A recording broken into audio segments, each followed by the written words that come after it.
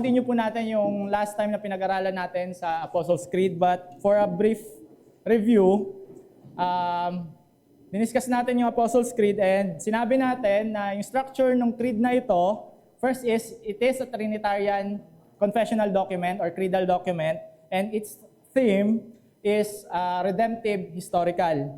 And we also discussed its utility or its uses. Una, nabanggit natin, it was used sa baptism at ginamit din ito as a tool for catechism, and also ginamit din siya for evangelistic purposes, and ginamit din siya for polemical use, na it was used to battle against the heresies ng mga Gnostics, and it was used to address some schisms sa early church. Now, di ba pinasadahan natin yung buong creed, what does it mean? Kada clause, binigyan natin ng background at ng content yung mga clause na yon. And nadaanan natin yung isang clause, sabi ko, one of the most controversial clauses doon sa creed, which is the clause on the descent of Christ into hell. But before we continue, let us pray po. Ama namin Diyos, kami po'y lumalapit sa inyo. Hinihiling po namin ang pagsama ng inyong banal na spirito sa pagbukas namin ng inyong salita. Bigyan niyo po kami ng liwanag ng isip at paliwanagin niyo din po ang inyong kasulatan. Marami pong salamat sa ngalan ni Jesus. Amen. So, doon sa controversial clause ng Apostles' Creed. And actually, it's not only the Apostles' Creed that mentioned this clause, it was also mentioned in the Athanasian Creed. So isa sa mga dalawa sa four ecumenical creeds na kino-confess natin ay included itong clause na ito, which includes Christ's descent into hell. But before we move on talaga, I have some disclosures and admissions. Hindi na yan kasama sa notes nyo, but I listed 3 disclosures because I want to be honest with you regarding this clause. At ito yon una. I was suspicious of this clause in the creeds sa Apostles and Athanasian until about 4 or 5 months ago. So inamin ko po na bagong accommodate ko siya na doctrine. Okay? So yon. And pangalawa, na admission or disclosure, the primary reason to affirm a literal descent of Christ into hell is that it is biblical, not merely because it is stated in the creeds. So, yun ang pangalawa. Hindi natin i-affirm yung descent or yung locative or literal descent ni Christ sa hell just because nasama siya sa creeds. Dapat sola scriptura tayo, dapat meron tayong basis from the scripture, from the scriptures. Similarly, if we deny this creed, if we deny this clause from the creeds, may burden of proof din tayo. Okay? So kung i-confess natin to, dapat biblical. Pero kung i-deny naman natin yung clause na ito, dapat meron tayong hindi haphazard yung pag-deny natin dito sa clause na ito. At pangatlo, the doctrine of the literal descent of Christ to Sheol, Hades, or hell, or to the realm of the dead cannot be proven using isolated texts of Scripture. So walang one-stop proof text dito sa doctrine na ito. So we have to give account sa fuller biblical text. Okay? So yun po yung mga admissions or disclosures ko. Una review natin. Una, new sa akin to. Okay? Pangalawa, ang reason dapat, primary reason natin to affirm this is the Bible. At pangatlo, hindi to makikita sa isang proof text lang. Okay? We have to account for the whole Bible bago natin to makuha, itong doctrine na ito. And then sa notes nyo, I have some assumptions. Okay? Assumptions na I think mag-agree tayo lahat kasi these are sound Christological and anthropological statements. I think mag-agree tayo lahat dyan sa mga assumptions na yan. Una, human death is the separation of the body and soul. So, at the moment of death, kaya namamatay ang tao kasi yung physical na katawan niya ay humiwalay doon yung kanyang kaluluwa. Okay? Humiwalay, nag-separate yung katawan at kaluluwa ng isang tao. Kaya namamatay yung isang tao. Surely, while it certainly involves the human death, human death certainly involves the cessation of all bodily functions, it does not entail the annihilation or the destruction of the soul. So kapag humiwalay yung soul sa body, yung soul ay napupunta sa libingan, sa grave, yung soul, it remains conscious. Diba? Diba yung doctrine natin ng hell? Eternal conscious torment.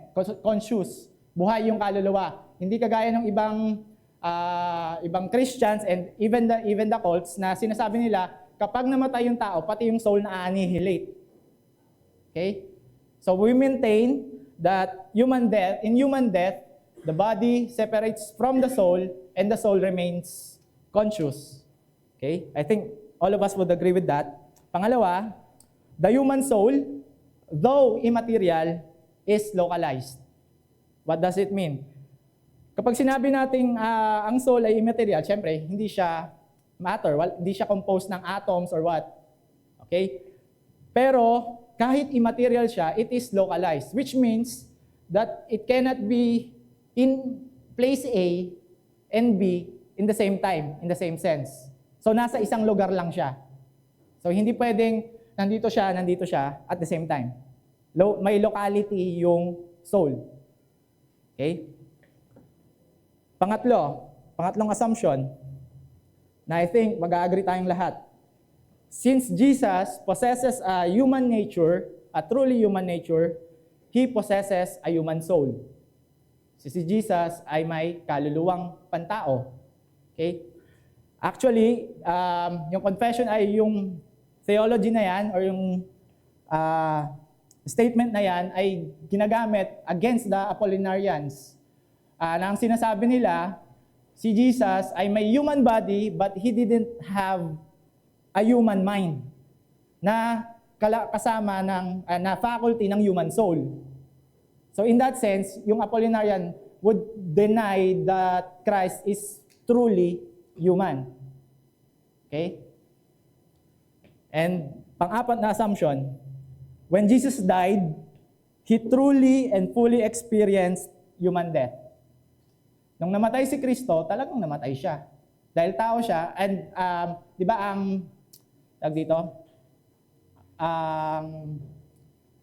ang nature ni Christ na capable of dying is the human nature. Okay? So when He died, He truly died and He fully experienced human death. Yes. Okay? So sana clear yung mga assumptions ko na yon. And doon na tayo sa deep dive into the descent of Christ. Ang question dyan sa handouts nyo is, where does the soul go after death? Where does the soul go after death? Saan napupunta ang kaluluwa ng tao kapag mamatay siya? Prior to Christ event, bago yung Christ event, okay? I want to make that clear that prior to Christ event, it was expected that souls of the dead go to Sheol. Okay? Go to Sheol. Whether unrighteous, whether unrighteous or righteous, wicked or faithful. Okay? Yan yung claim ko. Now, let's go to doon sa term na Sheol. Kasi dito pa lang naging problematic na yung language. Sheol. So, Sheol is a Hebrew word.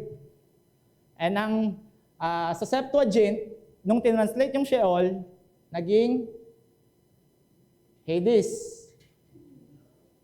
Now, pagdating sa English, naging hell. But, ang definition ng Sheol sa Judaic cosmology is this. The unseen, common realm, place, or abode of the dead. Okay? So, Sheol, Hebrew, kahit sa New Testament, na-translate ay naging Hades. Now, nung dumating sa English, naging hell. Bakit naging problematic? Kasi, maraming na-associate sa word na hell na hindi meant ng Sheol. Okay? Now, sa common parlance natin, kapag sinabing hell, ano kagad naisip natin? Place of torment. Tama si ate. Pero, hindi ganun kasi yung history ng word eh. Okay? Sa una, Sheol, the place of the dead or the realm of the dead. Nung tinranslate sa Greek, naging Hades. Tapos pagdating sa English, nagkanda loko-loko na, lahat ginawang hell.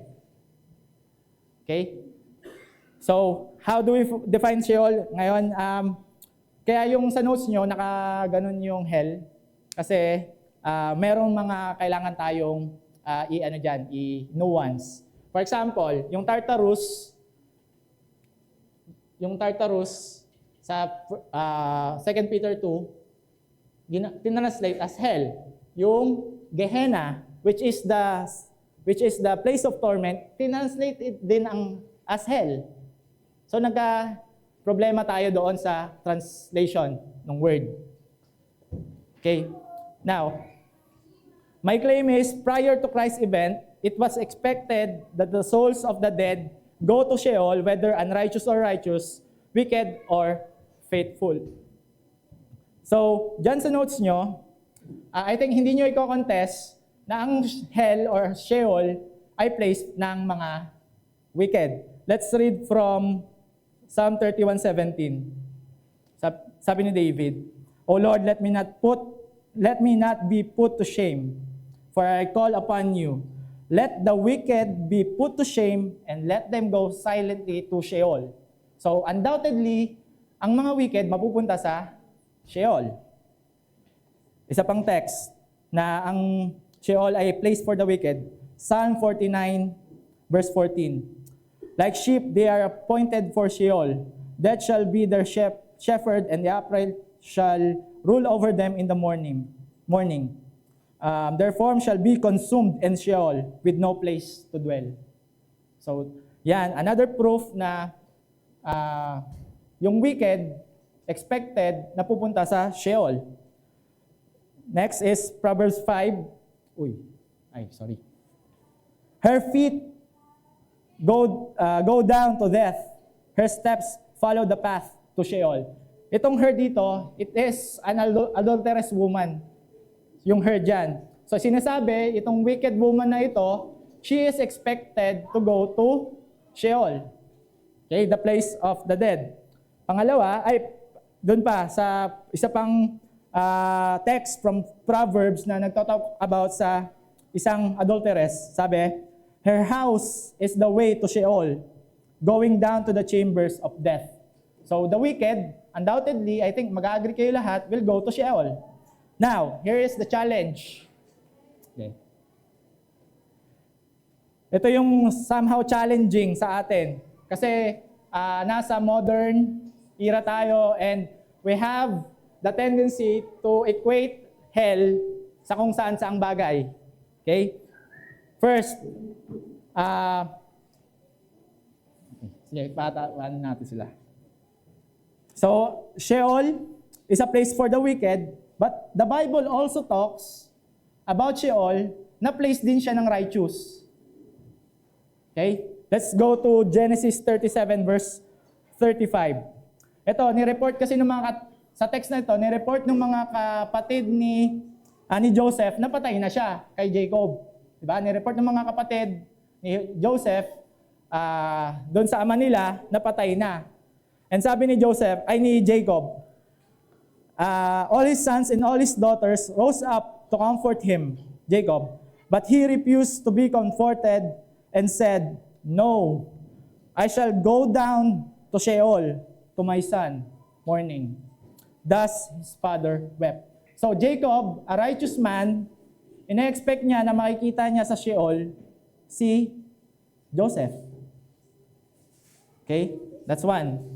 Pangalawa, sa Job 7, 9, 10, and sa 14, tama ba? 14, 11 to 14. Okay? Di ba, makikita, alam natin na yung pinagdadaanan ni Job nung time na yon. Punong-puno siya ng pigsa. Parang sinabi pa ng asawa niya na mamatay na lang siya, everything. Ang hirap nung naging sitwasyon niya. Ito yung sabi sa Job 7, 9 to 10. As the cloud fades and vanishes, so he who goes down to Sheol does not come up. He returns no more to his house, nor does his place know him anymore. As waters fail from a lake and river wastes away and dries up, so a man lies down and rises not again. Till the heavens are no more, he will not wake up or be roused out of his sleep. Tapos sabi niya sa 13 to 15, "Oh, that you would hide me in Sheol, that you would conceal me until your wrath be past, that you would appoint me at a set time, and remember me. If a man dies, shall he live again? All the days of my service I would wait till my renewal should come." Ang makakapagtaka dito, kung nakita ni Job na somehow magiging refuge niya yung pagpunta sa Sheol kumpara sa present situation niya. So pagpunta niya sa Sheol, he was expecting a place of comfort. Okay? So yon. Again, a righteous man expecting to be in Sheol. Pangatlo, Isaiah 38, 9 to 11. A writing of Hezekiah, king of Judah, after he had been sick and had recovered from his sickness. Sabi niya, King Hezekiah said, I, in the middle of my days, I must depart. I am consigned to the gates of Sheol for the rest of my years. I shall not see the Lord in the land of the living, for I shall look on man no more among the inhabitants of the world. Here is Hezekiah, a righteous king ng Judah.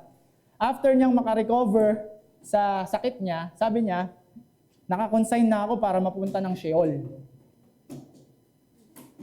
So, ibig sabihin, he was expecting na on his death, he will be in Sheol, even though he is righteous.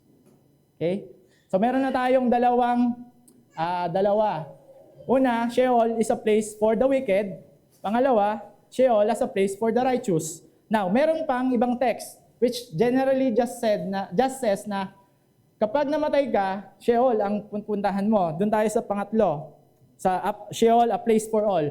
Ecclesiastes 9 verse 10.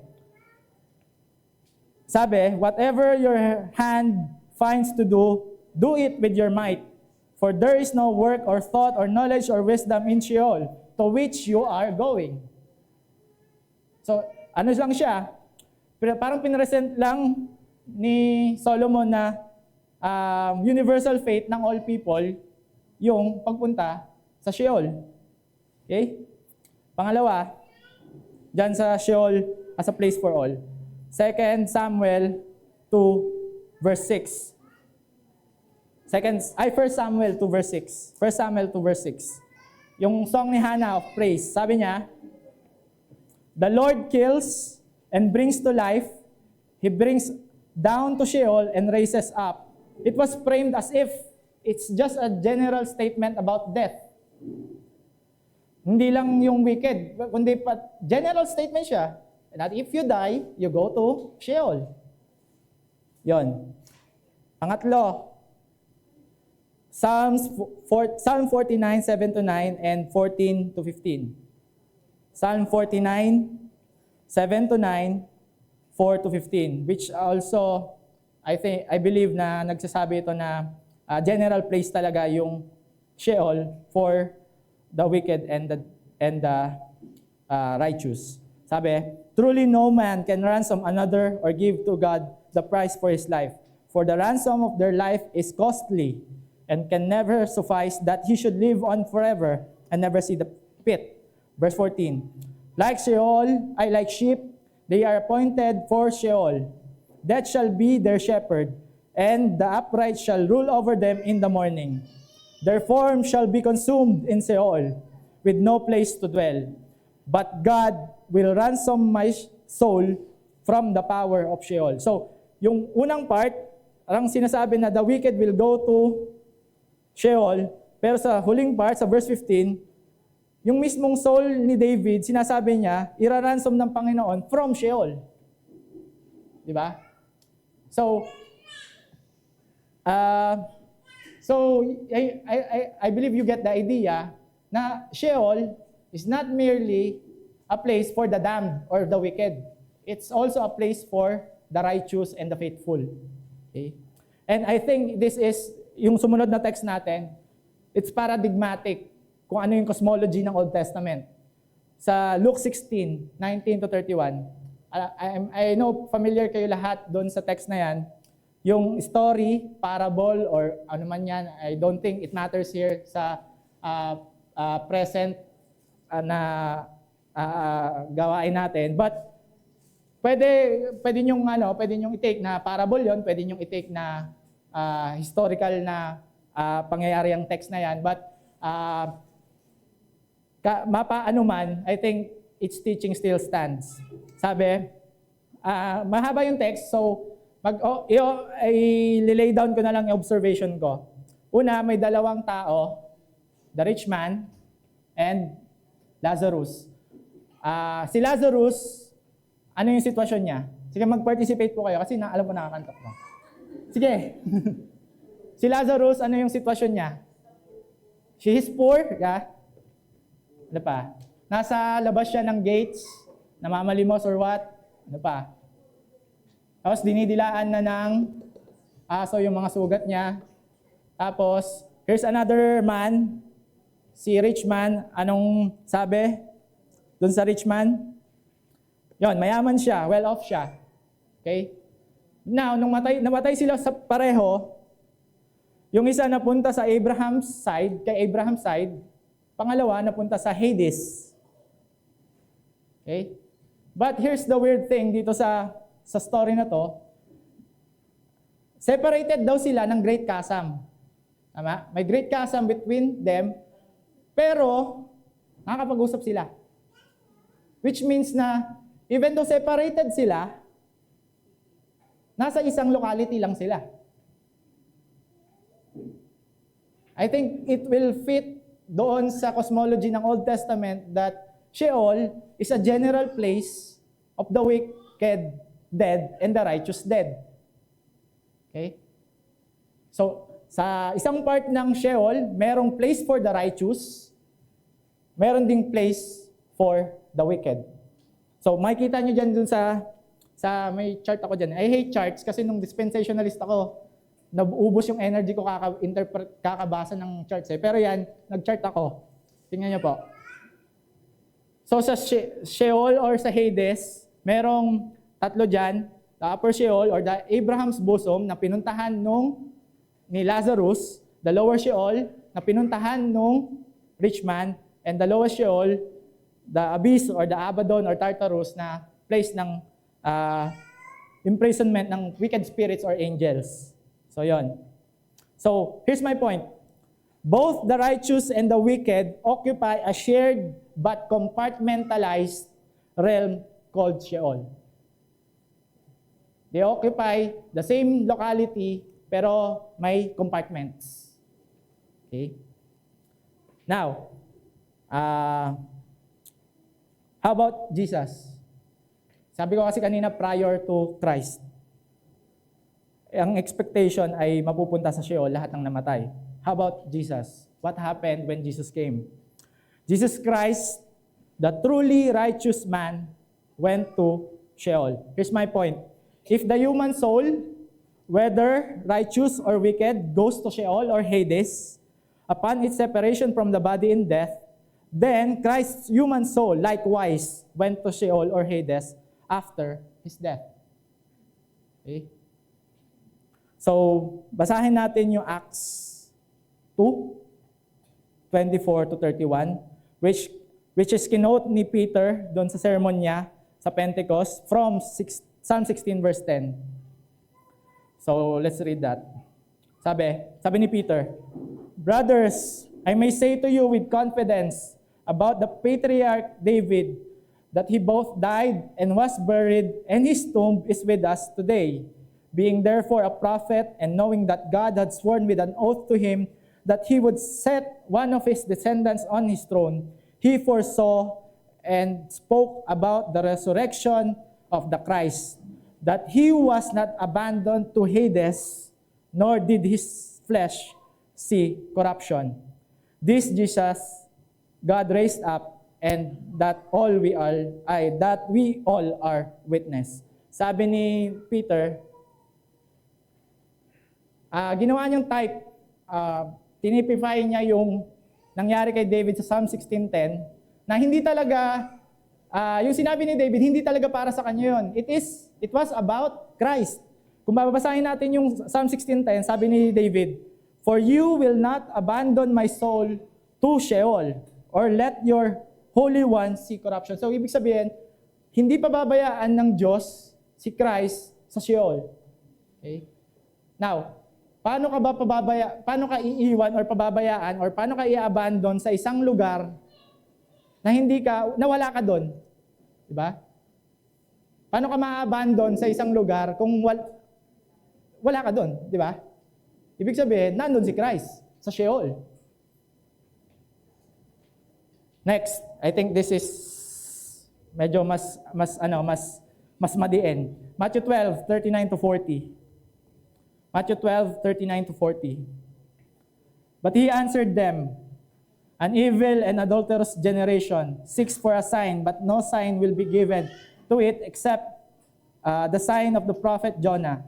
For just as Jonah was 3 days and 3 nights in the belly of the great fish, so will the Son of Man be 3 days and 3 nights in the heart of the earth." Now, kung babalikan natin itong pangyayari na ito, Jesus was anticipating na alam nung kausap niya yung sinabi ni Jonah. Sa Jonah 2. So, let's go to Jonah 2 verse 2. Jonah 2 verse 2. "I called out to the Lord." Diba, nasa tiyan na siya nung malaking fish. "I called out to the Lord out of my distress, and He answered me. Out of the belly of Sheol I cried, and you heard my voice." Diba, nakita natin yung switch. Yung heart of the earth, it means Sheol. And Sheol means the common place of the dead. So, ibig sabihin, si Christ, sinasabi niya, kagaya ako nung nangyari kay Jonah. Ako yung magiging fulfillment nung nangyari kay Jonah. I will be 3 days and 3 nights doon sa Sheol. Okay? So, Jesus, being part ng, hindi pa tapos yung kanyang mission, He was expected to be in Sheol, to be in Hades during His death. Okay? And now, what are the purposes of the descent? Bakit siya nag-descend? My point is, Christ did not descend to Sheol merely because that is the ordinary destiny of the human soul at death. He descended with a divine purpose. He has purpose bakit siya nag-Sheol. Hindi lang dahil ordinarily, napupunta talaga sa Sheol, kundi when He went there, He accomplished things. Meron siyang in-accomplish. Una, it was to liberate the Old Testament saints. Kasi, sabi ko nga, lahat ng namatay prior to the death of Christ, prior to His mission, napunta sa Sheol, sa Abraham's bosom. Okay? And hindi talaga siya yung heaven. Di ba? Sa Sheol siya. Tingnan niyo yung sa chart nyo, the realm of God's glory, hindi pa sila sa heaven. They were waiting for their Messiah sa Sheol. Now, paano ko nasabi? Sabi sa Ephesians 4:8-10. Sorry, ang dami ko talagang text. Okay. Therefore, it says, when He ascended on the high, He led a host of captives, and He gave gifts to men. In saying, tapos may comment si Paul, in saying He ascended, what does it mean but that He had also descended into the lower regions of the earth? Okay? He who descended is the one who also ascended far above all the heavens that He might fill all things. I recognize that merong ibang interpretation dyan, but I think this interpretation makes the most sense. Okay? You can review it on your own, but I think this is yung tamang pagkaintindi dito sa text na ito. And then, 1 Corinthians 15, verse 5. Verse 55 pala. So let's start with verse 54. When the perishable puts on the imperishable, and the mortal puts on immortality, then shall come to pass the saying, it is written, death is swallowed up in victory. O death, where is your victory? O death, where is your sting? Kung i-compare natin yan sa Hosea 13, verse 14 na kinote ni Paul, wala sa notes ko eh. Mag-open lang ako.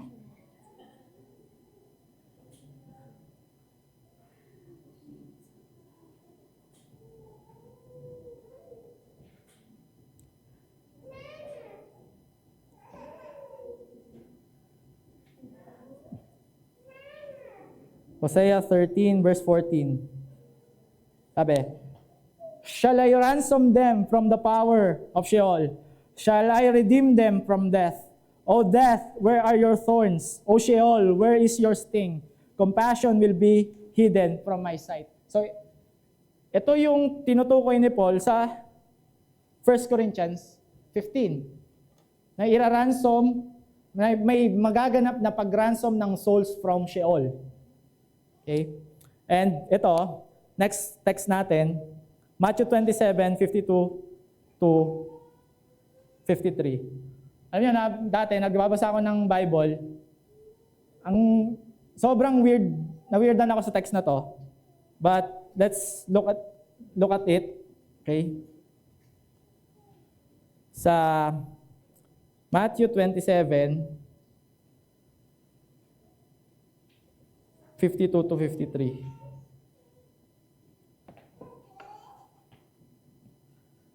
The tombs were open, and many bodies of the saints who had fallen asleep were raised. So, they were set free. Kung ipapasok natin doon, parang out of the blue, sinabi nung ni Matthew na the tombs were open. Nung nag-resurrect si Christ, nabumukas yung mga tombs at yung mga saints ay nabuhay ulit. And nag-spread sila, nakihalubilo sila sa mga tao. Yes. I believe this is a text na mag-indicate na mayroon talagang nangyari sa event ng cross at ng descent ni Christ. Okay? And let's have another text. Hebrews 11:40. Hebrews 11:40. Start muna ako sa 39. And all this, having gained approval through faith, did not receive what was promised. Okay? Hindi na receive nung mga tao doon sa chapter 11, di ba? Hall of Faith 'yon, yung chapter 11, ang daming binanggit. Tapos sabi nung writer to the Hebrews, lahat ng mga to, hindi nila na-receive kung ano yung pinangako. Okay? Because God had provided something better for us, so that apart from us, they would not be made perfect. So sabay sa atin yung actual redemption. Nandun sila, they are waiting, kasi wala pang talaga yung historical fulfillment nung sacrifice. They had to wait.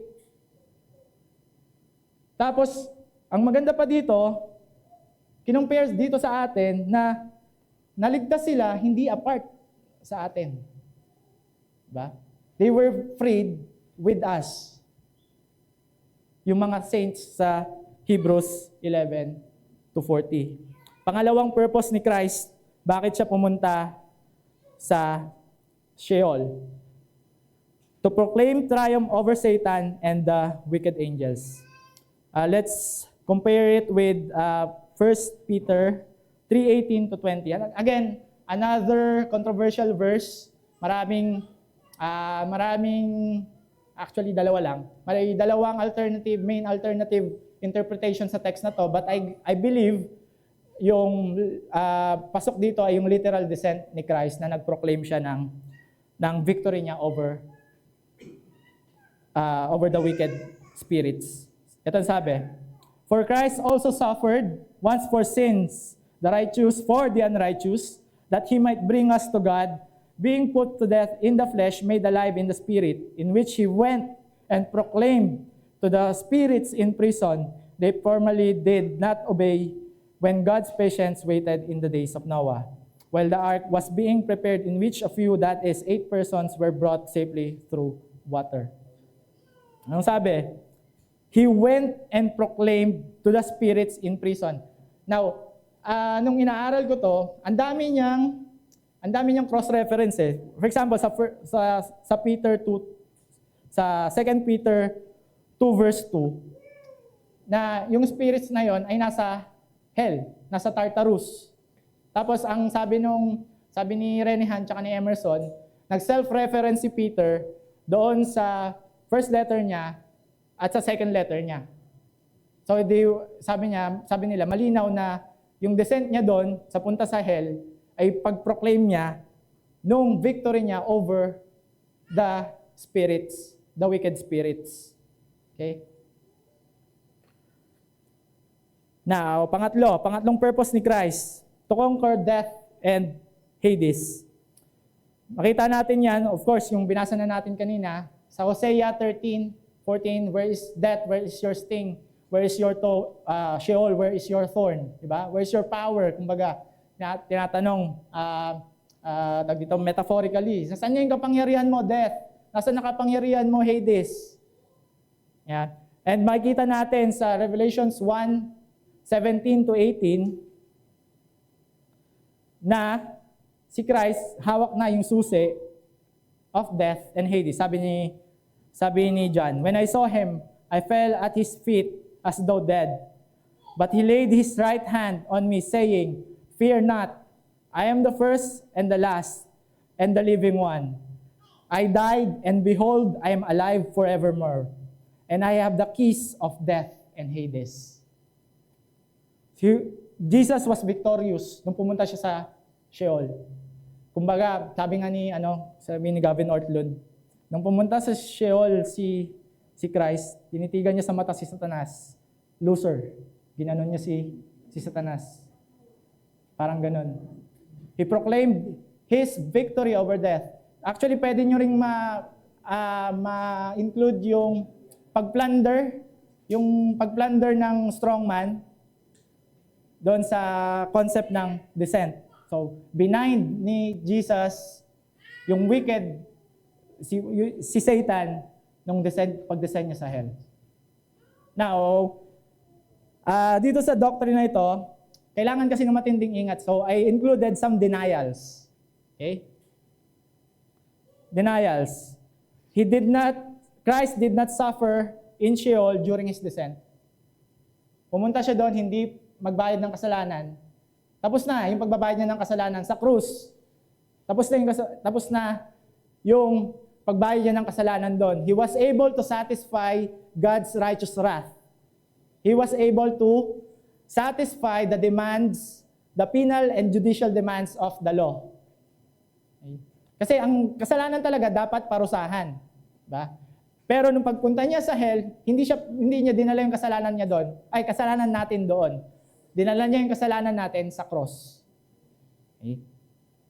Pangalawa, He did not offer post-mortem salvation to the wicked dead. Hindi siya nag-offer ng salvation doon. Okay?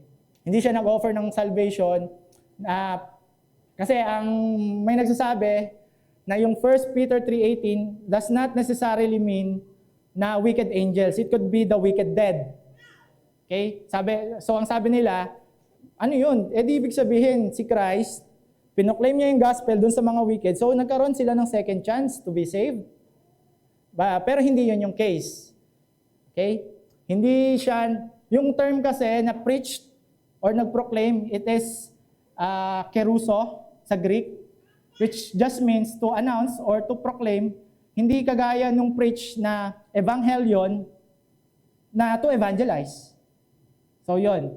So hindi siya nag-offer ng salvation to the wicked, even doon sa wicked angels or the wicked spirits. Pangatlong denial, He did not empty the realm of the dead. Meron kasi sa Eastern Orthodox, they affirm this doctrine, pero may accretion sila, may dinagdag sila na, nung pumunta si Christ sa hell, since He was victorious, inempty niya yung hell. So walang tao sa hell. But that's wrong. Ang inempty niya ay yung Abraham's bosom, where the saints were waiting. Sinundo niya yung mga tao doon. Now, nasa langit na yung mga Old Testament saints. So, ang doctrine ng tawag nila doon is full harrowing of hell. So, let's be careful with that. Na hindi yon yung sinasabi ko. Hindi yon yung, at least the Protestant conception ng descent. Okay? Now, after the descent, hindi talaga natin maiwasan na the descent, ang descent ni Christ ay mahihiwalay sa resurrection and ascension. So, hindi talaga sila mahihiwalay. Sabi, di ba, on the third day, Jesus' soul was reunited to His earthly yet glorified body. And after 40 days, He ascended to the right hand of the Father. And since then, after the mission of Christ was done, all the faithful dead will go directly to heaven, the dwelling place of the resurrected Christ. Sabi nga ni Paul, to be absent from the body is to be present with the Lord. So, the cross event, nagkaroon ng shift. So, lahat, before the cross, punta lahat sa Sheol. But since Jesus accomplished this work, all the righteous dead will go immediately to heaven.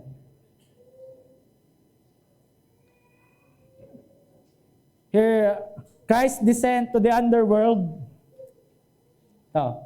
Christ's descent to the underworld opened the gates of hell to set the prisoners of hope, to set free the prisoners of hope. His resurrection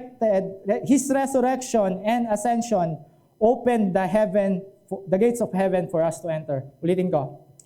Christ's descent to the underworld opened the gates of hell to free the prisoners of hope. Zechariah 9:11.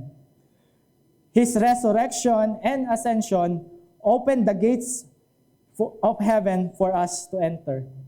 So yung pagpunta niya sa hell, sa Sheol, binuksan niya yung Sheol, yung gates ng Sheol to set the Old Testament saints free.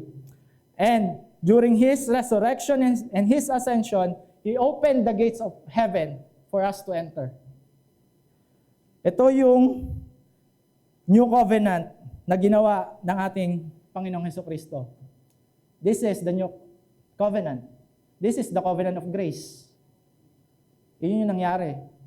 Sa fulfillment ng covenant of grace. Hawak niya yung susi ng kamatayan at ng Hades. Binuksan niya. Binuksan niya din yung gates ng langit para tayo makapasok. And with that, I want to challenge yung mga friends natin. Sooner or later, death will knock on your doors. At kung hindi ka nananampalataya kay Kristo, you will go down to the place of torment in Sheol. And kapag bumalik na ulit ang Panginoon, you, together with the wicked, dead and angel, will be thrown into Gehenna, the eternal place of torment.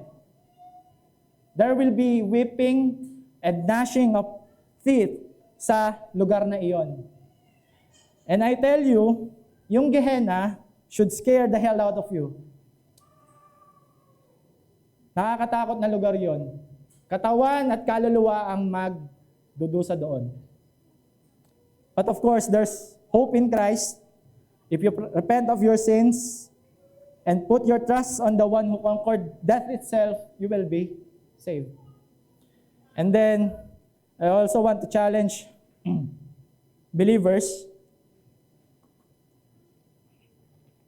Mamamatay ka din, hindi ka exempted. But remember that your Savior conquered death. Death is a defeated enemy. And I encourage you to contemplate about death in view of your Savior's victory over it. You don't have to fear death, dear believer. And you have every reason to die well. So die well. In conclusion, I want to quote Emerson kasi ewan ko bakit, sige si Emerson na lang, yun na lang. Emerson, Christ, in remaining dead for 3 days, experienced death as all humans do. His body remained in the grave, and his soul remained in the place of the righteous dead. He did not suffer there, but remaining the incarnate Son, proclaimed the victory procured by his penal substitutionary death to all those in the place of the dead, fallen angels, the unrighteous dead, and the Old Testament saints. Christ's descent is thus primarily the beginning of his exaltation, not a continuation of his humiliation. So yun po. If you have questions, ito na. Para akong bababa sa Sheol. Brother.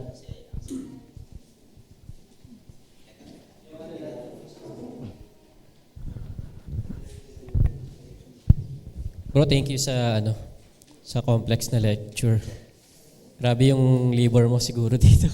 Mayak-yak nga ako dito. Yung lang, confirm ko lang yung logic.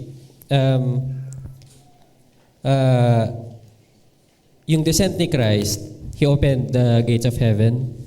So, after nun, yung mga mananampalataya na namatay, they go straight. Tama. Then, yung mga sinners na namatay, they are still in Sheol. The lower Sheol, yeah. Even until now. Doon sila mapupunta, tapos they are waiting their final judgment na ito-throw sila sa Gehenna, which was also translated as hell. Okay. As the final judgment. Okay. So, Sheol, they still suffer, but hindi kasama yung katawan nila. But pagdating dun sa Gehenna, both body and soul. Okay, thank you.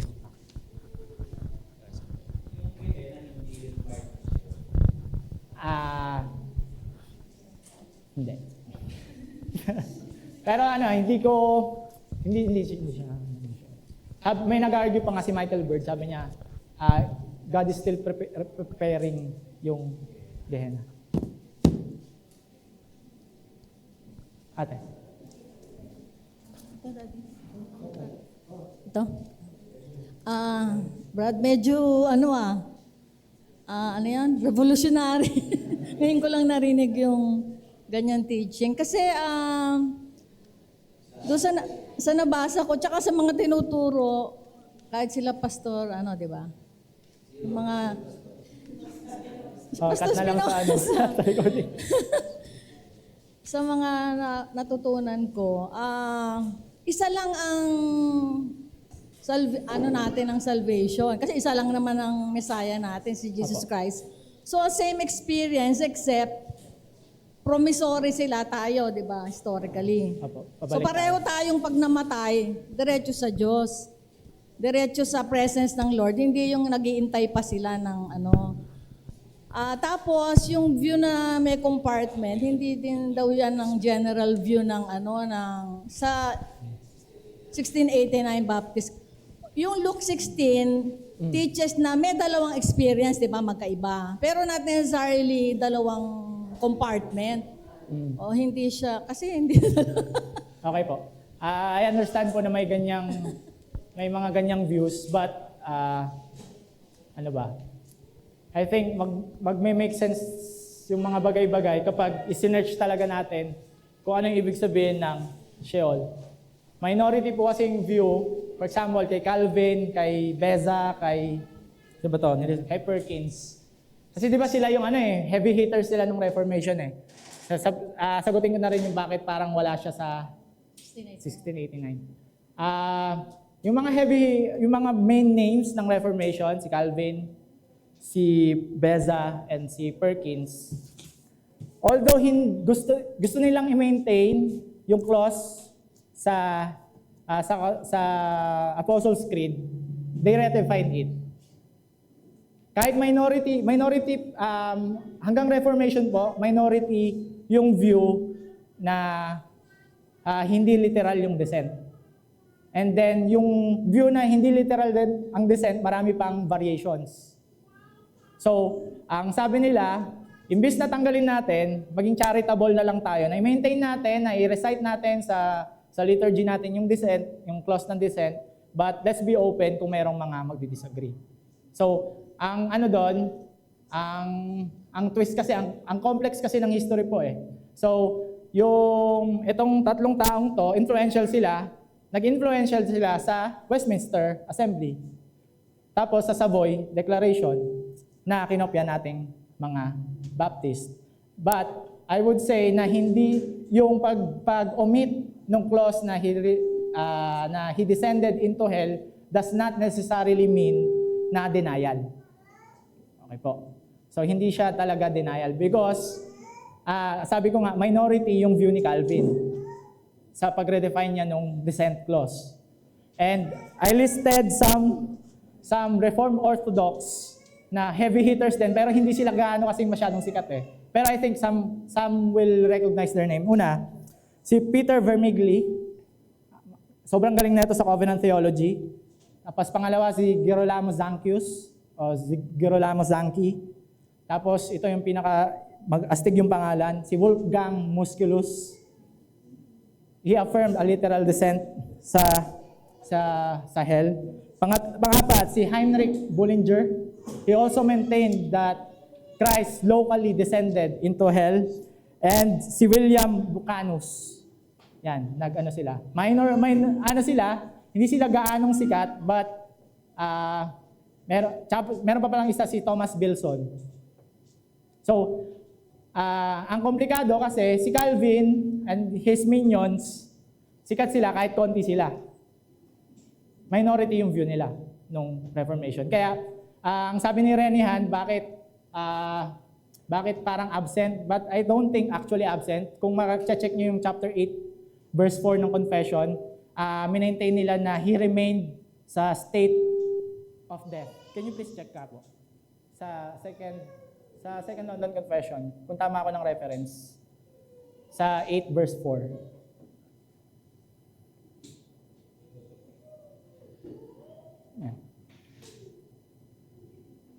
So, yun po. So, komplikado siya historically, kaya intentionally hindi ko siya nilagay sa lecture kasi it will complicate pa. So, sabi ko, ang prayer ko nun, sana at least sa Bible, malabas ko yung kailangan kong sabihin. Hello. Thank you bro sa lecture. May nabasa rin kasi ako napakinggan na wala raw sa earliest copies ng creeds yung he descended into hell. Ano, Brad? Hindi ko natin. Wala sa earliest copies ng creed yung he descended into hell. Parang later on na siya nadagdag. Bago pa lang naman ako sa Reformed Baptist talaga na may idea ko ba kung ano yung nasa isip ng mga framers ng confession? Bakit nila in-include sa halimbawa sa Westminster Larger Catechism na nilagay nila doon yung he descended into hell. Ano nakalagay doon? In his being buried and continuing in the state of the dead. Ano lang naman to? Hindi ko alam kung may bearing yung question ko. Kung ano kaya nasa isip ng mga framers ng confession tsaka ng mga catechism, kung literal ba yun o hindi siya literal. Yun lang yung question. So ibig sabihin bro, hindi sa Apostles' Creed or sa Athanasian tinutukoy mo, kundi sa Yung mga sa earliest Reform- copies daw sa Reform- ng creeds, parang okay. wala pa raw, hindi daw talaga nakalagay yung he descended into hell. Parang, Okay. Or yung descent ba na, Clause. basta yung gano'n, Yung clause. Actually, I would say, sabi ni Michael Bird, yung earliest copy na available earliest copy ng Apostles' Creed na nandoon yung clause ng descent ay noong 390 AD. Sabi ni Michael Bird. But he argued that omission does not necessarily mean denial. Okay? Why? Meron siyang sinite from Irenaeus. Irenaeus was, bishop, di ba, Pastor? Bishop ng 2nd century na may report yung isang presbyter from a local church na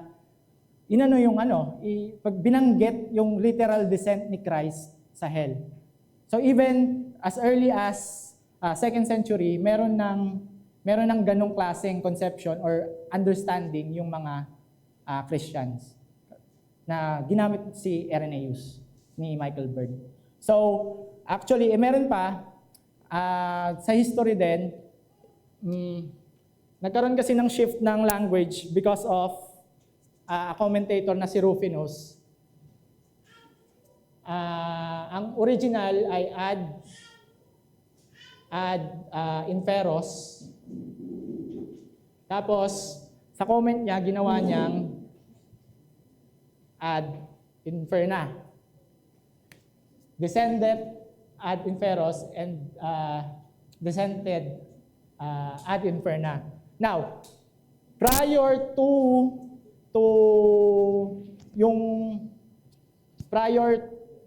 dun sa comment ni Rufinus, these two would be understood as similar or parehas sila ng meaning. Pero nung dumating yung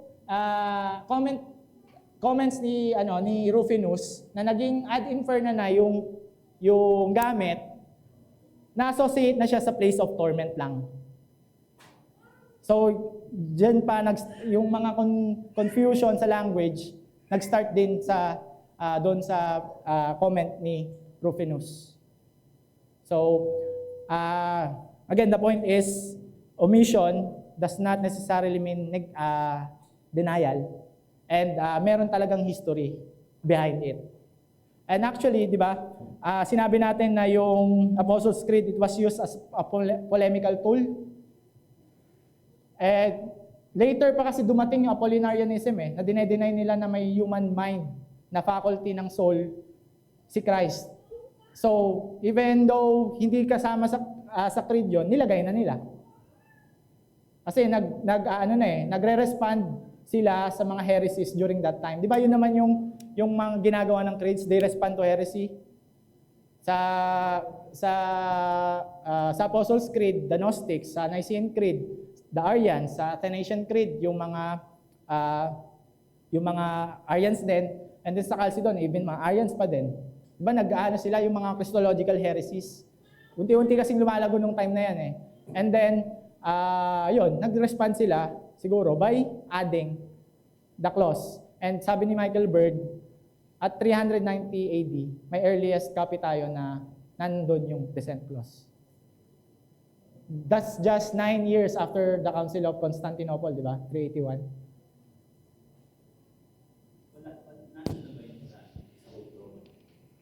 Wala. Brad, ako, may question. So, dun sa tinuro mo ba, ang ibig mo sabihin lang dun sa hell ay universal place ng dead? O the hell that speaks of punishment? Okay. Yung Sheol or Hell, it is a general place po. Okay, May okay. dalawang compartment. So ganito, meron akong isi-share lang. Sige po.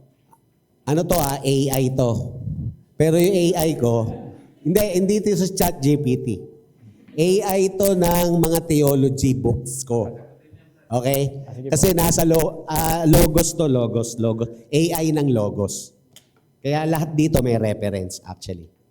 Sabi niya lang, sa Old Testament daw, sabi niya, Sheol function as a universal destination for all people, both righteous and wicked, human and animal alike. Sabi niya, this inclusive character reflects the fundamental Hebrew understanding of death as an inescapable reality rather than a moral sorting mechanism. Actually, maganda yung salita na yan.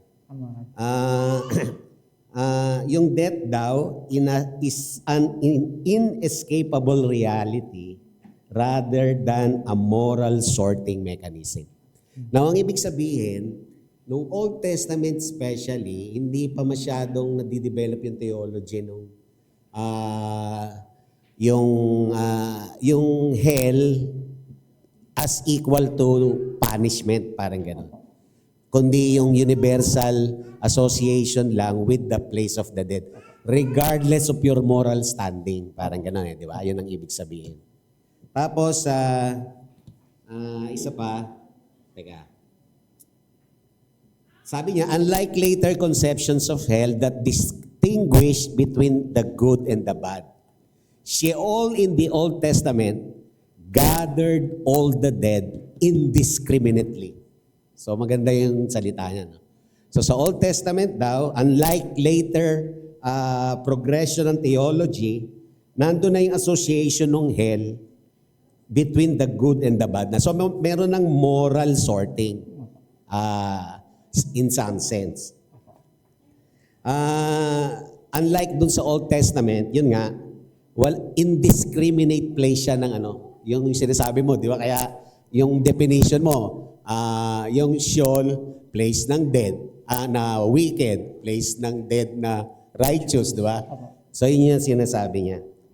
Tapos ang sabi niya, dun sa conclusion niya, the significance of Sheol lies not in its etymology, but in how biblical writers employed it as a neutral term for the realm where all humanity eventually gathered, awaiting the later theological developments that would distinguish between the fates of the righteous and the wicked.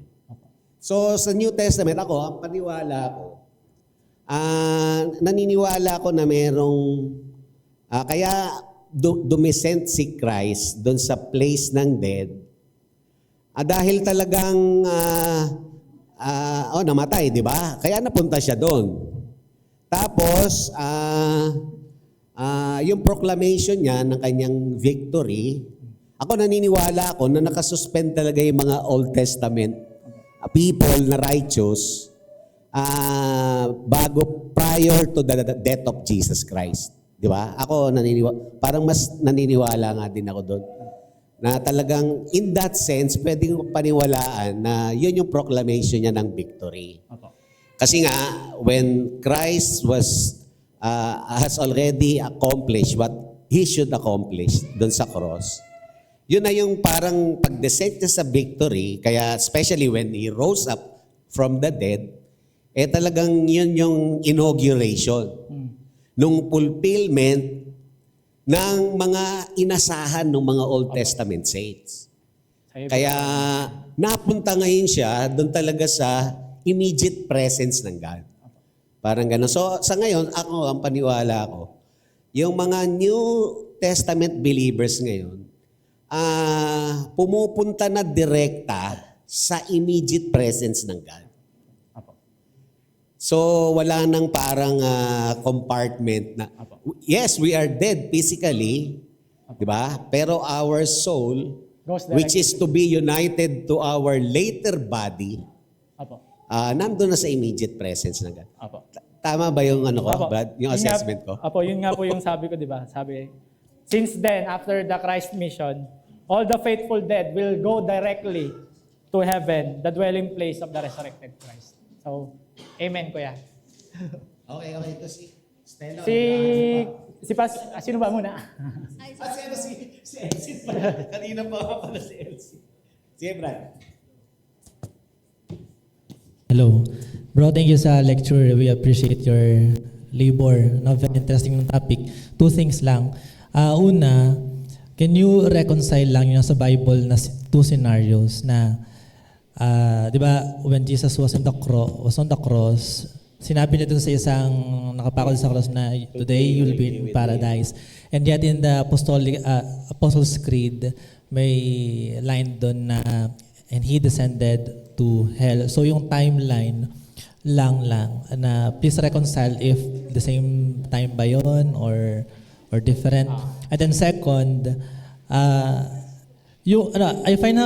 somehow find similarities between the concept of Sheol and purgatory, na parang the Old Testament, parang in a way it serves as a waiting area for the souls na namatay. And I think yung concept ng purgatory ng Roman Catholic, parang na-stuck na sila dun sa concept na yon, and then hanggang ngayon, yun pa rin yung idea nila. Yun lang. Thank you. Okay. Doon muna tayo sa thief on the cross. Ang dami kasing pinapatunayan ng thief on the cross na yun. Hindi mo kailangan ng good works, hindi mo kailangan ng baptize, mga ganun. Pero sa thief on the cross, I think fit talaga siya dito sa model na to. Kasi pumunta nga sila sa compartment ng righteous dead. So today, you will be with me in paradise, which is the Abraham's bosom during that time. Pangalawa, ano ulit yun? Yung sa purgatory, sa Roman Catholic. Ang conception po ng Roman Catholic sa purgatory is may torment doon. Di ba? Kaya nga purgatory kasi purge. Unti-unti, pinaparusahan sila little by little para mawala yung sin nila. Pero yung konsepto na tinuro ko po ngayon, hindi place of suffering yung Abraham's bosom. Hindi po place of suffering. Sabi nga ni Job, conceal mo ko doon. Kasi kung i-compare mo yung sitwasyon niya sa lupa, puro suffering, tapos pupunta sa Sheol na may suffering din. It doesn't make sense. So hindi siya totoo na may waiting time. Okay? Na may waiting time. Yung mga Old Testament saints, nagkaroon sila ng waiting time. Pero hindi yon yung waiting time na yon hindi suffering yung naranasan nila, kundi comfort and peace. So bro, yung purgatory, hindi siya nagpe-pertain to Sheol in general. Kumbaga may torment. Kasi meron ding parang side ng purgatory na sinasabi nila na kaya nga the Catholics are praying for the dead for them to be released in their sin or to be cleansed while waiting in the purgatory and for them to be saved eventually with those prayers. So, yun pala yung idea ng purgatory. So, yun yung alam kong purgatory. Kaya sila pinagpe-pray kasi parang somehow ma-endure nila yung testing time nila ng punishment. Mga kasalanan. Opo. Kasi Pastor, Yung sa akin, dalawa lang yung may sabay ng dalawa. Yung isa, kasi medyo, nung una may resistance din ako dun sa yung retrieval nga nung descent doctrine. Pero yung medyo nahirapan din kasi ako before, yung understanding ko sa Sheol, parang conceptual, parang abstract concept siya ng Judaism to summarize yung realm of the dead. So hindi siya actual location but an abstract concept na lahat ng patay, since wala na sila sa earth, napunta sila sa isang realm na they share one thing, which is deadness, di ba? Parang yun yung idea. Although ang mahirap kasi doon, yun yung kinukuha natin from what we read from the Old Testament. But was that in the mind of the authors ng Old Testament? Di ba? Yes. Doon sa mind ng authors ng Old Testament, kagaya ng sinabi mo, may cosmology talaga na yung Sheol is a literal place na doon na pupunta yung mga realm of the dead, yung lahat ng mga patay, di ba? Tama ba? So hindi siya, sa mind nila, hindi yun abstract concept lang, but an actual, Local literal locality na pinupuntahan ng lahat ng mga patay. And I think it would be a cop-out kung sasabihin lang natin na hindi pa, parang mali pa yung pag-iisip nila sa ganun, di ba? So yun yung isang parang problematic nga sa akin, kaya parang mas medyo nagkaroon ng light. Tapos yung isa pa, So, siguro nag-agree ka sa akin. Thank you. yung isa pa, siguro to add more bukod doon sa mga nabanggit mo na. Pag tinignan natin yung sa Hebrews, di ba? Yung meron dong idea that after na mag-offer ni Christ nung kanyang sacrifice, nabuksan na yung Holy of Holies. Di ba? Yung actually na-symbolize siya nung namatay si Christ, nag-split yung di ba, yung temple sa Jerusalem mismo to symbolize na nabuksan na yung Holy of Holies. Which means parang it adds support lang dun sa idea na prior to the death of Christ, hindi pa bukas yung Holy of Holies para sa mga spirits, sa mga Old Testament saints. And because the high priest, yung high priest ng New Covenant, he has now opened the Holy of Holies.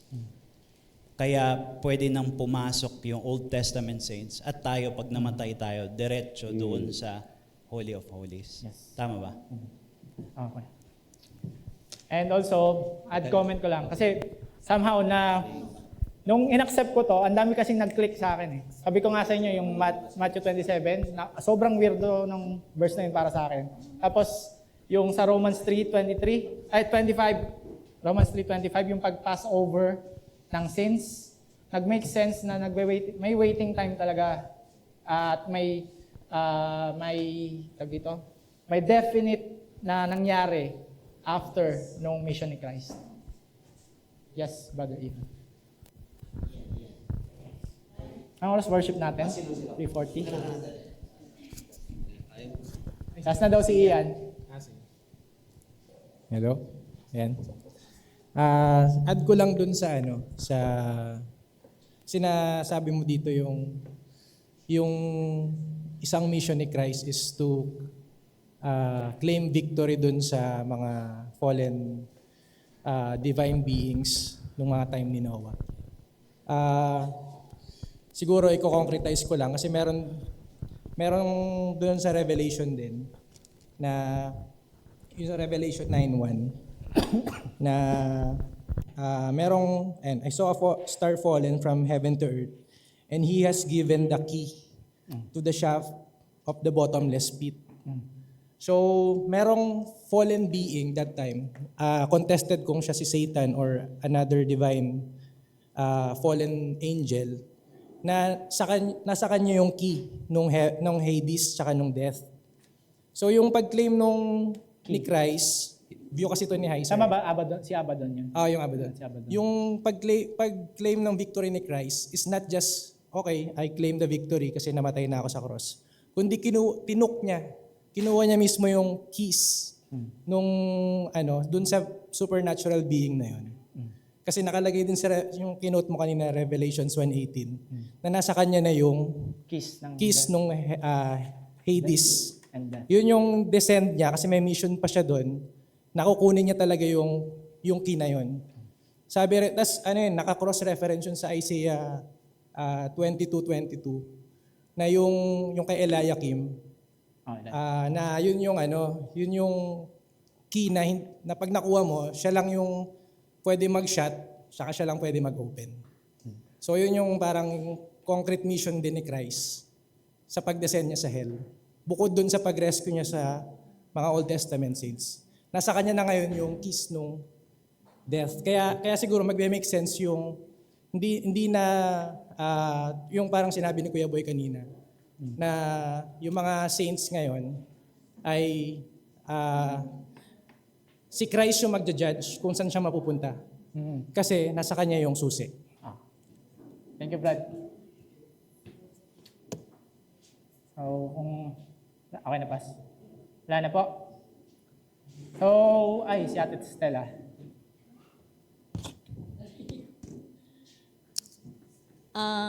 Hindi, lang balik uli ako. So, ako kasi naniniwala talaga ako na yung Hades, hindi siya, Sheol or Hades, hindi siya physical na lugar, kundi realm nga, realm of the dead. So, parang wala naman akong na sa Bible na siya talagang physical place. It's, basta lugar siya ng mga patay, ng mga dead, pero realm. Tapos yung, ganun din yung compartment. Yung kaninang sinabi ni Boy, wala naman dun sa binabasa niya yung may compartment. Opinion niya lang yon.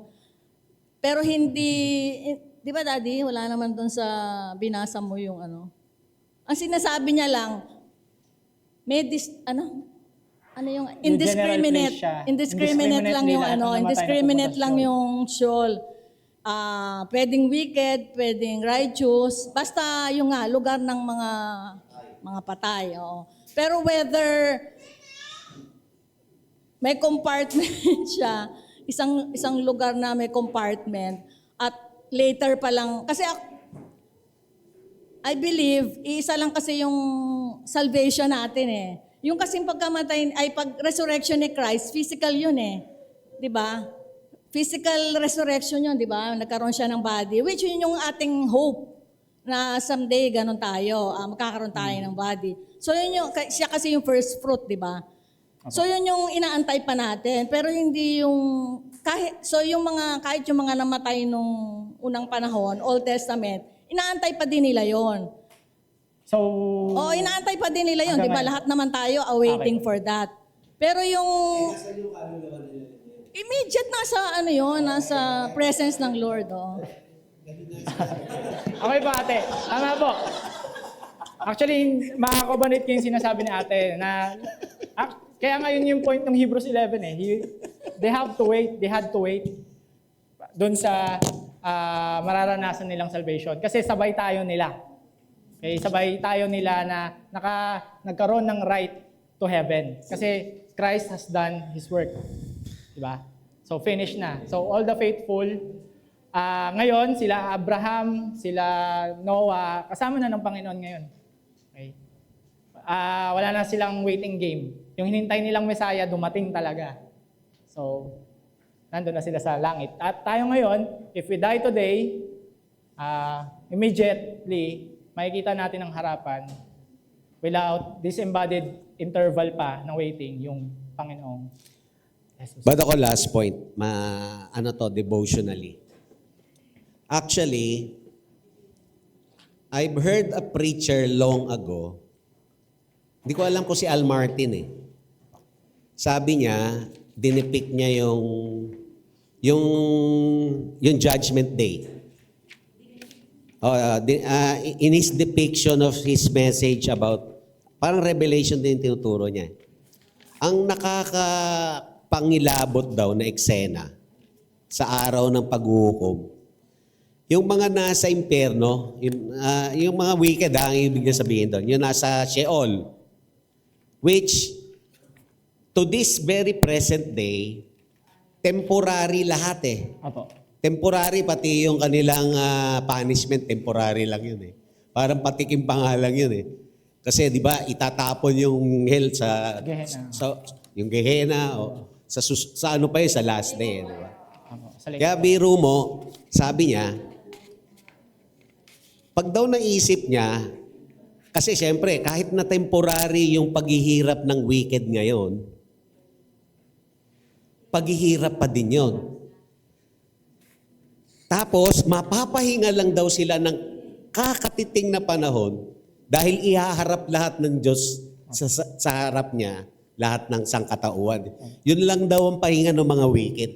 Maikling panahon, a short window of rest before they will be thrown to their permanent punishment. Oo nga, no? Parang hinango sila. Yung naghihirap ka na, hinango ka sandaling ganon. E di, syempre, kung apoy man yun, di ba, natanggal ka ng sandali sa apoy. Kaya lang, only to be judged para ibalik ka doon na mas matindi pa doon sa temporary na naranasan. Kaya talagang kahindik-hindik kung talagang ang tao doon pupunta. Yun ang sinasabi niya. Kaya never, sabi niya, never contemplate that you are part of those that will go there. Yun ang sabi niya. Kaya yun. Amen, Kuya Boy. Yan, sabi nga, yung hell, yung Gehenna, should scare the hell out of you. Yung sa thesis, hindi siya like sa confession, hindi siya fully na-appreciate sa thesis. So it's something that we can like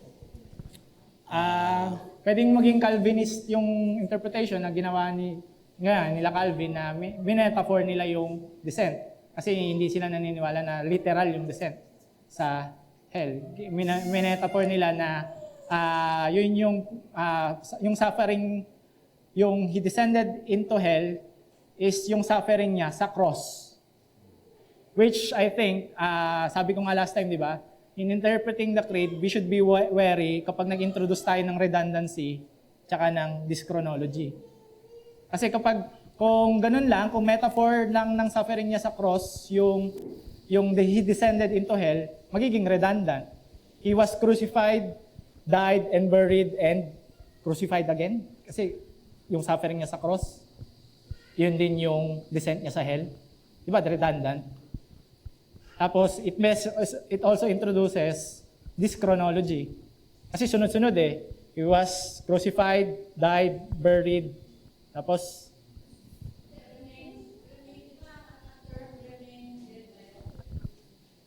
hindi yung actually sa confession yung sa question ko, hindi yung sa creed. hindi sa creeds. So parang yung gusto pwedeng kong ma-accommodate lahat ng position. Gusto kong i-point na like hindi siya confessional doctrine and it's something that we can like accommodate pwede various mag-disagree. positions, di ba?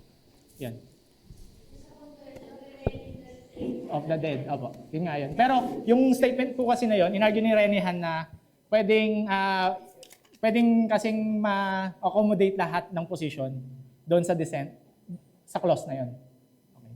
Sa he remained in the state of the dead. Okay. So kung wala na pong tanong, let's pray. I hope na sobering yung ano natin, yung pag-aaral natin ngayon. And kung siguro magkaroon pa tayo ng discussion, I believe hindi lahat nag-agree sa akin sa time na to. So maging healthy yung discussion natin kapag dinidiscuss natin to. Sige, let's pray. O Diyos naming banal, kami po ay lumalapit sa inyo. Nagpapasalamat sa inyong pagsama sa amin sa tanghaling ito na binuksan namin ang inyong salita. Marami pong salamat sa mga natutunan namin. At sana po maging fuel pa itong natutunan namin for our devotion to our risen Savior, Jesus Christ. He died for us. He saved us from our sin. He rose victorious and He is now at the right hand of the Father. Maraming pong salamat at ihanda niyo po kami sa mga gawain pa namin. Sa ngalan ni Jesus, Amen.